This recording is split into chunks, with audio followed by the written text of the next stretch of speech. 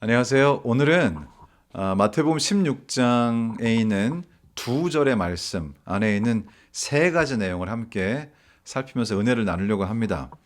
마태복음 16장 24절에 이런 말씀이 있습니다. 이에 예수께서 제자들에게 이르시되 누구든지 나를 따라오려거든 자기를 부인하고 자기 십자가를 지고 나를 따를 것이니라. 이 말씀에 보니까 예수님께서 자신을 따르는 방법을 가르치고 계신데요. 그 방법이 한 세 가지로 나눠질 수 있는 것 같습니다. 예수님께서 이제 나를 따라오려면 첫째, 이렇게 하고 말씀하시는데 그 첫째가 뭔가요? 나를 따라오려거든 자기를 부인하고, 자기를 부인하고. 저희가 흔히 듣는 말씀이긴 한데 이 말씀이 정확하게 무슨 뜻일까요? 다행히도 우리 하나님의 은혜로 엘렌지 와인 여사께서 쓰신 글에 이 말씀을 조금 자세하게 설명을 해주셨더라고요. 제 마음에 은혜가 있어서 그 말씀을 좀 나누려고 합니다. 실물기원 333페이지입니다. 자기 부인은 우리의 뜻을 하나님의 뜻에 복종시키는 것이다. 그러니까 우리가 예수님을 따른다고 하는 것은 자신을 부인하고 따르는 것인데, 자신을 부인한다는 것은 나의 뜻을 하나님의 뜻에 복종시키는 것이라고 설명하고 있습니다. 내가 예수님을 따른다면 내 뜻을 앞세우는 것이 아니라 예수님의 뜻, 주님의 뜻이 무엇인가를 살피고 그 뜻에 나의 뜻을 맞추는 것을 자기를 부인하는 것이라고 하시는 것이라고 설명하고 있네요. 굉장히 이제 좀 이해가 좀 되는 것 같습니다. 또 시대의 소망 이런 말씀이 있습니다. 시대의 소망 330페이지입니다. 자기를 부인한다는 것은 자신을 의지하는 모든 마음을 버리고 하나님께 전적으로 의지하는 것이다.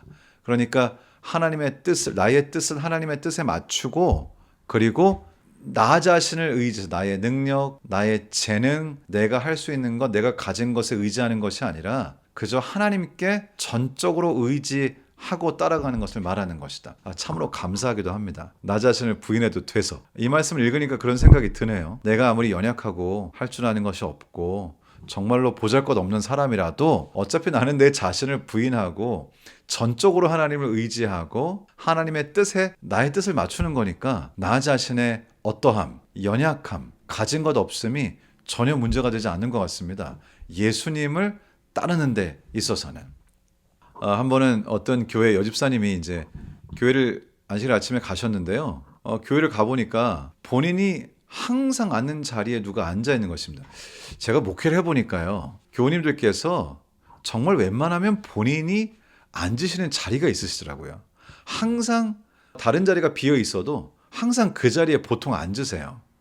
그런데 여집사님이 교회를 갔더니 정말 몇십 년 동안 항상 같은 자리에 앉으셨는데 그 자리에 다른 사람이 앉으신 거예요. 그때 그 마음속에 약간 왜 그런지 모르지만 기분이 상한 것입니다. 그래서 이 집사님이 저기 내 자리인데? 라고 하는 생각을 하는 순간 거기 앉아 계신 분들을 보니까 이제 처음 오신 분들이에요. 그래도 이분은 다른 데 어디 앉으려고 하는 것 자체가 너무 어색하고 너무 불편한 것입니다. 혹시 방송을 들으시는 분들 중에도 공감을 하시는 분들이 계실지 모르겠어요. 근데 그때 이 마음속에 갑자기 지금 이 성경절 자기를 부인하고 나를 따르라 이 말씀이 생각나는 것이죠. 그렇구나. 내가 몇십 년 예수님 믿고 살았는데 그저 내 뜻, 내가 편한 것, 내가 하고자 하는 대로 하려고 하는 내 모습이 참 부끄럽다. 자기를 부인하고 그리고 예수를 따르는 것이지. 우리 주님의 뜻에 순종하는 것이지. 저분들 새로 오신 분들인데 그리고 보니까 교회를 오래 다니신 분 같지 않은데, 여러분 딱 보면 아시죠? 교회를 오래 다니신 분 같지가 않은데 저분이 예수 그리스도의 은혜로 구원받는 것이 주님의 뜻이다. 그러면서 이분께서 정말 몇십 년 만에 처음으로 다른 곳에 앉아보신 것이죠. 사실 뭐 그렇게 심각한 것도 아니고 매우 사소한 이야기지만 생각해보면 우리의 삶에서 자기를 부인한다는 것은 아주 작은 것에서부터 시작되는 것 같습니다. 하나님의 뜻에 나 자신의 뜻을 맞추고 주님께 복종하고 우리 주님께 온전히 의지해서 그분께서 일을 해주시도록 하나님 중심의 삶을 사는 것이죠. 나를 부인하고. 우리 주님께서 주신 이 말씀이 처음에는 명령처럼 느껴졌는데요. 내가 아무리 연약해도 내가 중요한 것이 아니라는 사실을 생각하니까 오히려 더 감사한 것 같습니다. 이제 예수님께서 또 두 번째로 이렇게 말씀하세요. 이에 예수께서 제자들에게 이르시되 누구든지 나를 따라오려거든 자기를 부인하고 그 다음에 자기 십자가를 지고 나를 따를 것이니라. 그러니까 예수님을 따른다는 것은 나의 뜻을 주님의 뜻에 맞추고 그리고 내가 아니라 완전히 하나님을 의지해서 나 자신의 연약함이 방해가 되지 않는 것이죠. 그리고는 말씀하시기를 이제 자기 십자가를 지고 따르라고 말씀하십니다. 무슨 뜻일까요? 예, 감사하게도 또 이 말씀을 잘 설명하신 부분이 있습니다. 실물교훈 331페이지와 332페이지의 말씀을 간단하게 요약하면 이렇습니다. 그리스도의 제자가 된다는 것은 주께서 주시는 사명을 기꺼이 짊어지고 하나님께서 인도하시는 길을 따르는 것이다. 그러니까 십자가를 진다고 하는 것은 자기 자신의 개인적인 문제의 십자가를 말하는 것이 아닌 것 같습니다. 마태복음 6장에 보면 특별히 6장 33절에는 너희는 먼저 그의 나라와 그의 의를 구하라. 그리하면 이 모든 것을 너희에게 더하시리라 이렇게 말씀을 하십니다. 마태복음 6장은 우리가 먹는 거, 우리가 입는 거, 우리의 삶에서 있을 수 있는 모든 걱정들을 뒤로 하고 우리를 사랑하시는 주님께서 공급하시는 그 공급하심으로 살라고 말씀을 하십니다. 내일 일은 내일이 염려하게 하라고 주님께서 말씀하시죠. 그러면서 너희는 먼저 그의 나라와 그의 의를 구하라. 그러면 이 모든 것을 너희에게 더하시리라. 우리가 그렇게 나 자신을 부인하고 예수 그리스도를 따르게 될 때에 그때 주님께서는 우리에게 사명을 주십니다.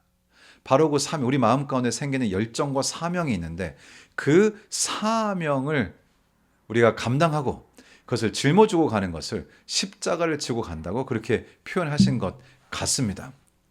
여기 그래서 산상보훈 116, 117페이지의 말씀을 간단하게 요약하면 이렇게 요약할 수 있습니다. 그리스도를 따르는 길에는 때때로 희생과 손해가 따른다. 그러나 그 길은 하늘로 이어지는 길이다. 주님께서 나에게 주신 사명을 감당하다 보면 그것은 때때로 우리에게 희생과 손해를 요구합니다. 때때로 고난의 길이 있기도 합니다. 그렇지만 그것은 하늘로 이어지는 길이라고 말씀을 하십니다. 우리가 십자가를 지고 주님을 따르게 될 때에 그것은 일반적인 사람들의 삶과는 다른 삶이 되고요. 때로는 사람들이 잘 이해하지 못하는 부분이 있을 수 있습니다. 그리고 우리는 주님께서 맡겨주신 사명을 감당하기 위해서 희생해야 하고 때로는 손해도 봐야 하고 그런 일들이 있다는 것이죠. 그렇지만 그것은 다 이유가 있다고 말씀을 하십니다. 시대소망 416페이지에 있는 말씀입니다. 십자가를 지는 것은 우리를 변화시키고 그리스도의 품성을 담게 하는 훈련의 길이다. 한 재림교회 청년이 있었는데요. 그 청년이 의대를 가서 이제 의사가 됩니다.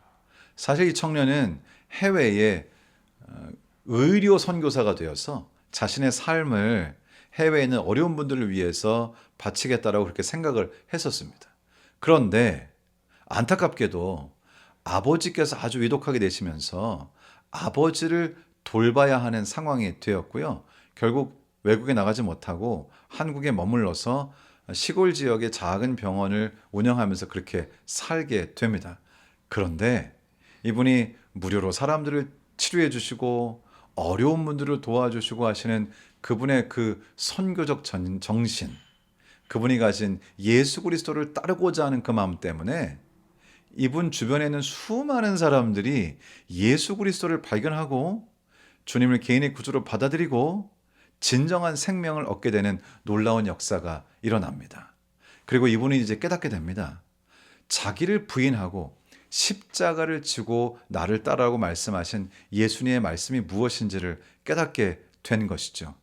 생각해 보니까 해외 선교사로 나가는 것이 참으로 훌륭한 일이긴 하지만 그것은 자기 자신의 뜻을 따르고자 하는 것이었습니다. 온전히 하나님께 자기 자신을 맡기고 자기 자신의 개인적 욕구를 내려놓고 하나님께서 나에게 주시는 사명이 무엇인가를 깨닫게 되었을 때 그는 진정으로 십자가를 지고 주님을 따를 수 있는 사람이 되었던 것입니다. 그를 통해서 수많은 사람들이 구원을 얻고 주님께서 그 사람에게 맡겨주신, 자신에게만 맡겨주신, 자신이기에 맡겨주신 그 사명을 감당하며 십자가를 지고 주님을 따라 그리스도의 성품에 가까이 가는 그러한 그리스도인이 되었다고 하는 것입니다. 여기 또 한 가지 이제 세 번째로 우리에게 주시는 말씀, 주님을 따르는 사람들의 삶의 모습은 이것입니다. 마태복음 16장 25절입니다. 누구든지 제 목숨을 구원하고자 하면 잃을 것이요 누구든지 나를 위하여 제 목숨을 잃으면 찾으리라. 와, 참으로 어려운 말씀인데요. 실제로 이 말씀을 실천한 사람이 있습니다. 산상본 61페이지에 이 말씀을 그의 삶을 통해서 이루신 분이죠. 우리가 그리스도를 위하여 자기를 희생할 때 하나님께서는 잃는 모든 것보다 더 큰 생명과 기쁨을 주신다. 길가타라고 하는 분인데요. 이분은 중동으로 선교사를 갑니다. 그리고 중동 지역에 있는 곳에서 아이들을 가르치면서 복음을 전하는 선교사 일을 하게 되는데요. 어느 날 막 수업을 이제 하고 있는데 이슬람 과격분자들이 이 지역을 급습합니다. 그리고 총을 들고 들이닥쳐서 특별히 그곳에 있는 기독교 선교사들을 모두 몰아낸 것입니다. 지금 당장 가지 않으면 너희들을 모두 죽이겠다고 하는 그런 엄포를 놓으면서 생명을 위협하면서 그곳에는 모든 기독교 선교사들을 쫓아냅니다. 그런데 그때 이 길가타라고 하는 선교사분의 마음속에 자기의 목숨을 구원코자 하는 자는 잃을 것이요 나를 위하여 목숨을 잃으면 구원을 얻겠다고 하시는 말씀, 생명을 얻겠다고 하는 이 말씀이 그의 마음속에서 뭔가 정말 피어나면서 이 사람 마음속에 한 가지 결심을 하게 되죠. 나는 이곳을 떠나지 않겠다. 나는 이들을 위해서 나의 생명을 내어 놓겠다. 그런데 참으로 이상한 것은 이분이 이제 안 나가고 여기서 계속해서 며칠 동안, 몇 주 동안 계속해서 아이들을 가르치면서 복음을 전하고 있는데 희한하게도 그 과격분자들이 이 사람에게 위해를 가하지 않는 것입니다. 계속 지켜만 보고 있어요. 어떻게 하나. 근데 이 사람이 정말 자신의 목숨까지 내어놓고 아이들의 교육을 위해서 힘쓰고 있을 때, 그리고 사람들을 사랑으로 대하고 사람들을 위해서 자기 자신을 희생하는 그 모습을 보면서 이 선교사가 전하는 그 복음이 심지어는 그 과격분자들의 마음을 녹이기 시작합니다. 그래서 결국 이 마을 전체에 이 기독교 선교사로 유일하게 남게 됐고요.